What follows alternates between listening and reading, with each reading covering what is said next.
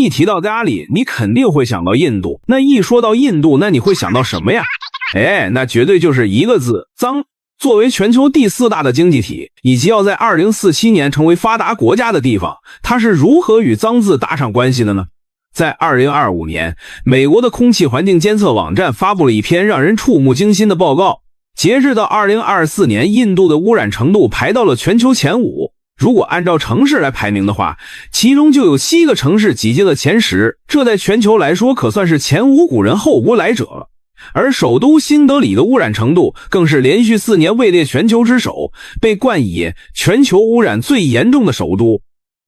正常来说，首都可是一个国家的门面啊，无论如何都会把最光鲜亮丽的一面展示给所有的人看。可三哥却反其道而行之，凭借着自身的强大实力，硬是把自己抬上了蓝星最脏的这个宝座。如果你要了解三哥家的卫生情况到底有多离谱，那你就不得不来一趟印度闻名世界的贫民窟。而你肯定不知道，在整个新德里就有120个大型贫民窟，里面均匀地分布着大概300多万个三哥。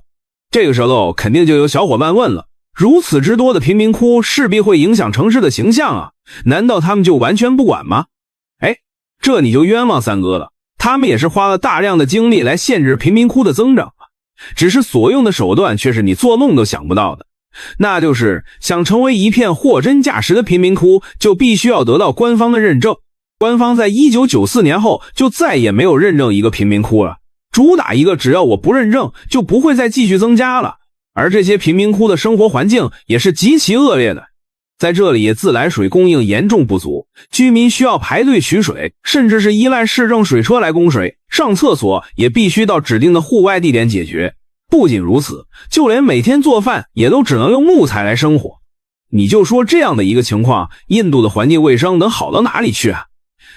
然而三哥却完全不认同人们对他们这样的看法，反而认为印度人才是全世界最讲卫生的。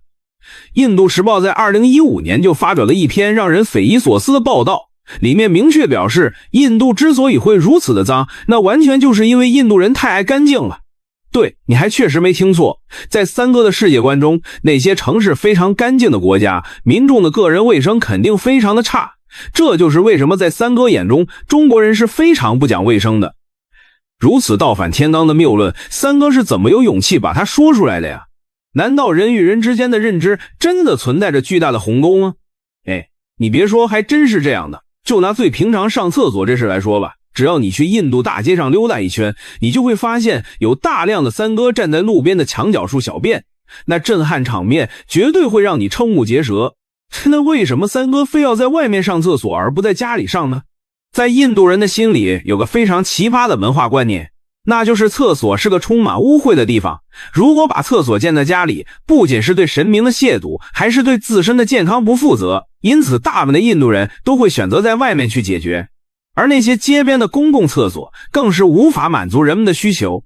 人多的时候都要排起长长的队伍，这对于讲究效率的三哥来说是绝对无法容忍的。于是就养成了只要心中有厕所，那么到哪里都是厕所的好心态。就算这如此不堪入目的生活习惯，可在三哥的心里却真心的认为这才是讲卫生啊。而如此奇葩的观念就完全是拜印度教所赐了。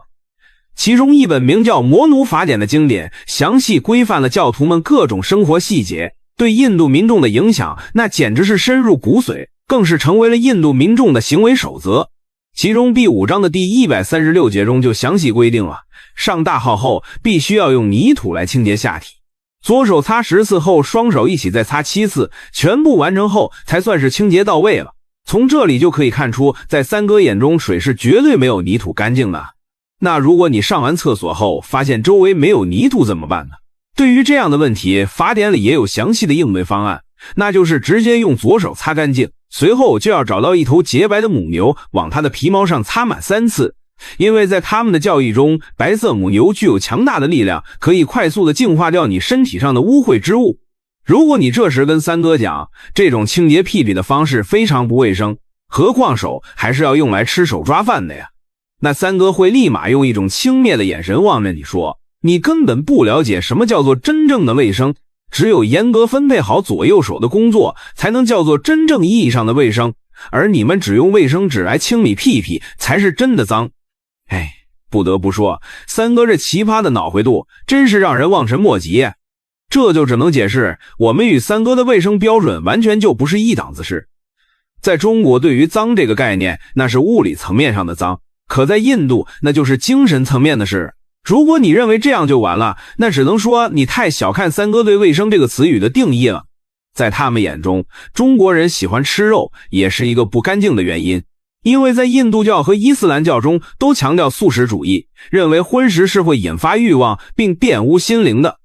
而那些屠宰和贩卖牲畜的屠夫们身上背负着无尽的业障，只要吃了这些肉，那么你就必然承载了他们的业。那你肯定要问，到底吃什么才算干净呢？三哥肯定会告诉你，神牛处理过的食物才是最干净的。哎，你没有想错，就是我们所熟知的牛粪。在他们的观念里，牛被视为非常神圣的动物，它们的排泄物更是被看作具有强大净化与治愈的作用。那问题又来了，难道这么恶心的东西吃进肚子里真的不会出问题吗？那答案绝对会彻底颠覆你的认知。英国的一家研究机构在一次偶然的调查中发现，在英国的印度人基本上都会严重的缺乏维生素 B12。要知道，维生素 B12 的化学结构十分脆弱，只有在 pH 值 4.5 到5之间才能稳定存在，并且人体自身也是无法自行合成的。因此要想补充 B12 就必须从肉类食品里取得，而对于只吃素食的三哥来说，身体缺乏维生素 B12 也就在情理之中了。然而这些研究人员在进行更深入的研究后，却发现了一个让人百思不得其解的现象，那些根本没有出过国的本地三哥却根本没有缺乏维生素 B12 的问题。如此反常识的现象，难道代表三哥真的得到湿婆神的庇护，拥有异于常人的体质吗？带着无比疑惑的心情，英国的这群研究人员拿出打破砂锅问到底的坚毅态度，调查了三哥生活的方方面面，最后果然在个毫不起眼的东西上发现了端倪。牛的排泄物中居然发现了大量的维生素 B12。原来牛粪中的 B12 主要来源于牛肠道内的微生物群，这些微生物通过分解纤维素、淀粉等有机物，产生了丙酮酸、丁酮酸等中间产物，再经过复杂化学反应才合成了维生素 B12。从而研究人员因此也得到了一个非常炸裂的结论，三哥家的食物对于三哥来说确实是非常健康与卫生的食物。换句话来说，如果三哥离开了这些干净的食物，可能会真的会活不下去的。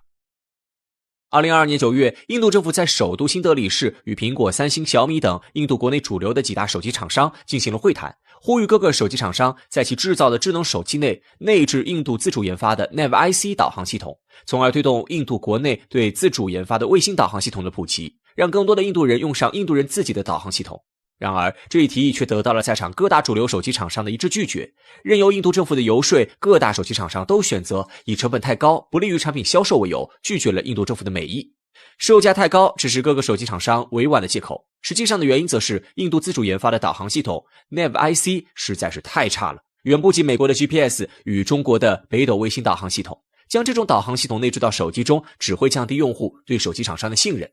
就单从精度来说，印度研究了20年才勉强组网的 NAV-IC 导航系统，也就相当于中国的北斗2号导航系统。根据印度官方给出的数据， NAV-IC 的地面精度仅只能做到印度范围内20米的定位精度，而中国的北斗卫星导航系统的定位精度则为1米，差距为20倍左右。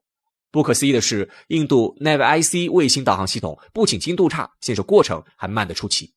根据资料显示，中印两国的导航系统研究都是在上世纪90年代末开始的，中国立项研发，实打实研究了30年时间。刚刚进入21世纪，中国的北斗卫星就取得了辉煌的成就，并在2003年前后就实现了覆盖全中国的卫星导航北斗1号的建设。同时期的印度导航卫星系统则还尚且处于计划阶段，一直到2013年，印度政府才通过研究下定决心要搞导航系统，并完成第一颗卫星的发射。此时的中国早已开始了覆盖全亚太地区的北斗2号卫星导航系统建设。2018年，18年时间过去，覆盖全印度的 NAV-IC 导航才终于完成组网，进入到应用阶段。而此时有一个难题摆在了印度政府的面前，导航成功了，那么谁来用呢？当时的世界导航格局上，美国和中国有覆盖全球的 GPS 和北斗卫星，精度高，范围广，印度的导航系统完全没法跟中美比。在最大的导航使用场景，手机和汽车方面，基本上各大汽车厂商和手机厂商都会内置更加好用的 GPS 和中国北斗，自然不会选择印度的 NavIC。军用市场上，由于印度的 5G 大多都来自美国、俄罗斯、欧洲各国，使用的也都是外国的导航系统，没办法换装印度的 NavIC。印度心心念念数十载，投入近10亿美元的自主导航系统，毕业即失业，没有了用武之地，就连印度人自己都不用。印度可以说是起了个大早，赶了个晚集。南亚大国印度，在这片神秘而古老的土地上，生活着超过14亿人。整个国家就如同一台飞速运转的巨大机器，维系着14亿人的生活。然而，这台机器偏偏故障不断，零件破损，每年有数千亿美元从印度向外流出。但是，让人们意想不到的是，印度自有奇招，化解这一困局。而在此过程中，受伤最深的竟然是中俄两国。一句金玉其外，败絮其中，或许是印度经济的最好写照。这个庞大的南亚国家怀揣着立足世界的雄心壮志，想要在国际经济舞台上一展拳脚。在过去的20多年的时间里，印度经济似乎是奇迹的实体化。当我们将指针拨回1990年，便来到了印度经济腾飞的起点。从1990年一路前行，在2014年的时候，印度的经济增速第一次赶上了中国，达到 7.4%。第二年，印度便卯着劲儿赶超中国，惊艳世界。纵观全球，现如今印度的经济增速不仅领跑亚洲，更是世界第一。截至2020年，印度经济年增速量达到了惊人的 7.72%， 一颗星星似乎正在恒河岸边冉冉升起。然而实际情况却并非如此，花团锦簇的外表下隐藏着汹涌的暗流，勾勒出印度经济最真实的一面。外贸正是印度经济最大的痛点。一个成熟且健康的经济体不仅要实现内部经济的平稳发展，也应当与世界市场紧密关联。而外贸数据就是体现这种关联的最重要标准。在经济学中有2个专业术语，一个叫顺差，另一个叫逆差。所谓顺差就是指出口大于进口，逆差则刚好相反，几乎每一个国家都不愿意处于逆差地位，因为这意味着在国际经贸活动中，国家站在下风口，没有核心竞争力。失去核心竞争力，便无法对外输出本国产品赚取利润，只能被动进口，成为他国成功的铺路石。而印度恰恰就是个与贸易逆差有着不解之缘的国家。与其他国家相比，印度的贸易逆差已经持续了数年，几乎成为了一种常态。倘若将外贸情况与人的身体相类比，那么印度便长期处于亚健康状态。更要命的是，印度的贸易逆差数值基本上在1000亿美元上下浮动，堪称天文数字。比如，光是2023年10月，印度的贸易逆差额便高达315亿美元，同比增长幅度突破 19%。可见，印度每个月都在哗哗向外送钱。未来，这种趋势或将持续下去，印度不具备改变现状的能力。外贸的失利势必会影响国内经济运转，令供养14亿国民成为一道巨大的难题。可奇怪的是，印度竟然看起来不慌不忙，莫迪政府更是淡定，甚至能在前往美国演讲时高调宣扬印度的经济成就。在莫迪看来，即便每年损失1000亿美元，但想要养活14亿人却并非难事。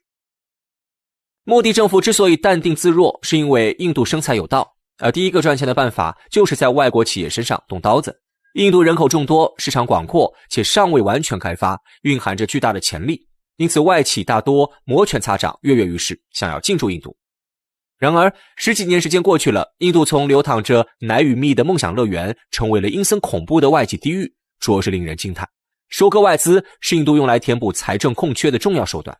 而其中被削弱最狠的恐怕就是中国智能手机企业。这是一场精心谋划的收割大战，早在10年前便已经拉开了帷幕。2014年，智能手机发展的如火如荼，但是印度像是被彻底遗忘，成为了先进科技找不到的阴暗角落。而且按照印度自身的实力，想要快速制造出本土智能手机，无异于天方夜谭。引进别国成熟的手机品牌，成为了印度唯一的选择。就这样，印度敞开国门，向中国抛出了橄榄枝，给予了一系列投资优惠政策。一时间，众多国产手机品牌都踏上了南亚大陆的土地，与印度实现了双赢。毫不夸张地说，中国手机品牌的进驻给印度带来了翻天覆地的改变。中国厂商只用了短短5年的时间，就让印度从可怜的手机荒地超越美国，成为了全球第2大手机市场。2019年时，印度智能手机的数量突破 1.5 亿台。然而，中国手机厂商万万想不到，厄运随之到来。印度政府露出了高深莫测的笑容，时机已经成熟，卸磨杀驴的机会来了。印度政府果断出手，从各个方面刁难中国手机企业。除了不断的叠加关税外，一部普普通通的外汇管理法成了印度最有力的武器。2022年刚刚开始，印度便悍然发难，对小米公司展开了稽查。印度政府先是指控小米偷税漏税，狠狠收割了65亿卢比，随后又掏出外汇管理法，蛮不讲理地判定小米违法，将正常的经贸往来打成非法交易。而这一次区区罚款已经满足不了印度的胃口，印度盯上了小米数额庞大的资产。于是印度当局扣押并冻结了小米在印度的555亿卢比资产。很快印度故技重施，又在 vivo 身上上演了相同的一幕，扣下了46亿卢比的资产。OPPO 也没能逃过印度的收割，同样被指控逃税，需要缴纳高达439亿卢比的罚款。印度的吃相极其难看，几乎是将勒索写在了明面上。去年7月，印度开价95亿卢比答应解冻 vivo 账户，美其名曰担保金，实际上就是想给国家赚笔外快。让人无语的是，短短1个月之后，政府便又找上了 vivo 的麻烦，要求其拿出221亿卢比充当所谓偷税漏税的惩罚。现如今，印度政府与中国手机企业的博弈仍在持续。今年6月，小米再度遭殃，印度的野心愈发膨胀，甚至已经不甘心于冻结企业资产，而是想拿走中国整个的供应链，坐享其成。据悉，印度高层正在接洽中国手机企业，提出的要求更是令人匪夷所思。政府希望能够有越来越多的印度人执掌这些企业的高层业务。说白了，印度政府就是想通过蚂蚁搬家的方式，慢慢侵吞中国的资产，让中国手机厂商好不容易打下的江山，直接为印度所用。然而，这仅仅是印度解决财政问题的一种手段，除了为难中国外，俄罗斯也被印度摆了一道。在收割俄罗斯时，印度换了一种武器，那就是货币。2022年，为了进一步削弱美元的强势地位，俄罗斯提出，往后在进行天然气交易的时候，购买国应当开设一个卢布账户，并且以卢布作为结算货币。这一想法得到了印度的高度支持，两国立刻搭建了卢布卢比结算机制。在俄罗斯看来，这本该是一桩好事。受多重因素影响，印度对俄罗斯油气产品的需求量增加，俄罗斯成为了印度的第3大资源进口国。因此，从长远角度来看，用两国的本币结算对大家都有好处。但是俄罗斯没有料到，这正是收割的开始。原来印度与俄罗斯达成货币协议，并不是为了方便俄罗斯，而是为了促进卢比的国际化。此前，印度货币卢比的国际化进程始终不顺利，但有了俄罗斯这一波神助攻，国际化取得了重大进展。其实，相互促进本国货币的国际化，对于两个合作者之间来说，本不算什么大问题。可很快，俄罗斯便发现情况不对。随着贸易的累积，俄罗斯的账户上很快便积攒了3万多亿卢比，折合美元约为400亿，称得上是一笔巨款。但问题在于，卢比在国际金融领域的公信力有限，无法用于其他的国家贸易，最大的用途还是在印度内部购买商品。于是，俄罗斯想要将这3万亿卢比用于进口。当俄罗斯兴冲冲地列好了采购清单，可印度却开始耍赖，问啥啥没有。简而言之，俄罗斯手里握着钱去商店购物，但商店却是空的，导致手上的钞票也变成了废纸。更要命的是，卢比不断贬值，这令俄罗斯的外贸财富大幅度缩水，就连两国的债务关系也受到了影响。其实，本国货币到底是什么水平，印度恐怕比谁都清楚。等到俄罗斯反应过来的时候，一切都为时晚矣。俄罗斯提出抗议，希望能在两国的贸易中摒弃卢比，转而使用其他货币结算。比如，俄罗斯政府就可以接受人民币，但是这一合理的提议却遭到了印度政府的一口回绝。直到这时，印度政府才亮出了自己的真面目。更令俄罗斯气愤的是，印度得了这么大一个便宜，竟然还不知足，还想着进一步收割俄罗斯。今年9月，俄罗斯外长会见印度外长，向他明确提出了卢比问题。当俄罗斯质问印度这笔钱应该怎么花出去的时候，印度给出的答案却让人无语至极。印度提出，不如再用这笔钱反过来投资印度，因为印度目前有许多领域都富有前景，俄罗斯现在入股，未来绝对不亏。这完全是赤裸裸的要钱，甚至想让俄罗斯分文不留，将外贸所得全部转回印度。印度的算盘打得太响亮，如此一来，印度相当于免费得到了俄罗斯的天然气资源。俄罗斯当然不会允许这种情况发生，但账户里的巨额卢比已经成为了俄罗斯经济里绕不开的一个坎。现如今，印度与中俄两国的经济纠纷仍未解决，未来究竟如何发展，让我们拭目以待。